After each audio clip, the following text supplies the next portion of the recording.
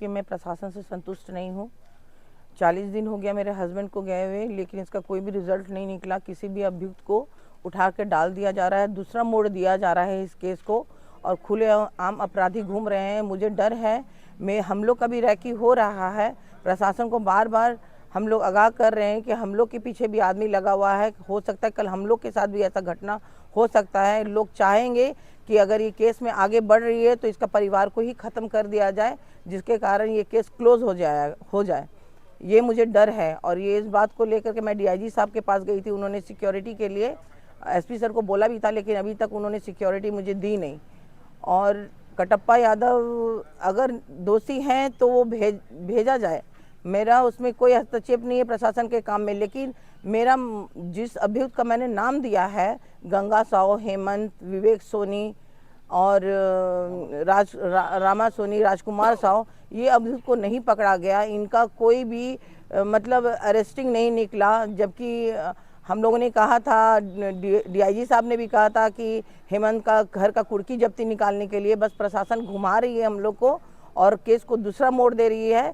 अपराधी खुलेआम घूमेंगे और रोज इसी तरह मर्डर होगा, और नए नए लोग बस आएंगे और जाएंगे यहाँ से, नए एसपी आएंगे, और यही काम होते रहेगा हमको लगता है। और जब तक ये एसपी यहाँ रहेंगे तब तक कोई भी आदमी सेफ नहीं है, हमको लग रहा है। क्योंकि आज तक 4 हत्या हो गया, एसपी साहब क्या रिजल्ट दिए?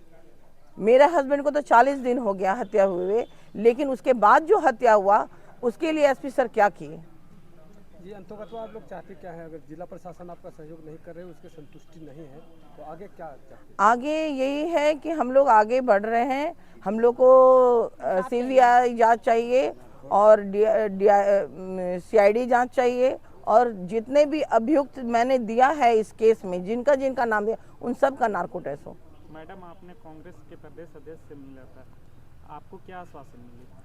मुझे यही आश्वासन मिला कि एसपी सर से जाके बात करेंगे और केस को मतलब बोलेंगे अच्छी तरह से देखने के लिए। लेकिन इससे पूर्व भी मैं आपके विधायक जो हैं मनोज यादव जी और प्रदीप प्रसाद जी, उनके साथ मैं गई थी एसपी सर के पास। उन्होंने सिर्फ हमें वहाँ आश्वासन दिया, और दूसरे दिन ही पेपर में आ जाता है कि मंजीत यादव एक नशा का कारोबार करता था। 27 केस उसके ऊपर है। बड़ी शर्म की बात है कि जिस प्रशासन को मंजीत यादव ने अपना पूरा समय दिया, 4 साल महासमिति अध्यक्ष रहे, अगर वो नशा का कारोबार करते थे तो एसपी सर से मैं ये चीज़ पूछना चाहूँगी कि आपने क्यों नहीं उनको अरेस्ट किया?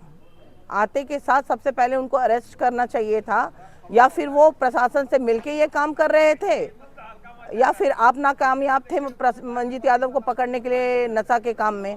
और दूसरा बात, 27 केस अगर मेरे हस्बैंड के ऊपर था, तो इस बार जब वो गए थे एक्सीडेंट उनके कार से हो गया था गलती से, उस केस में वो अंदर क्यों नहीं रहे?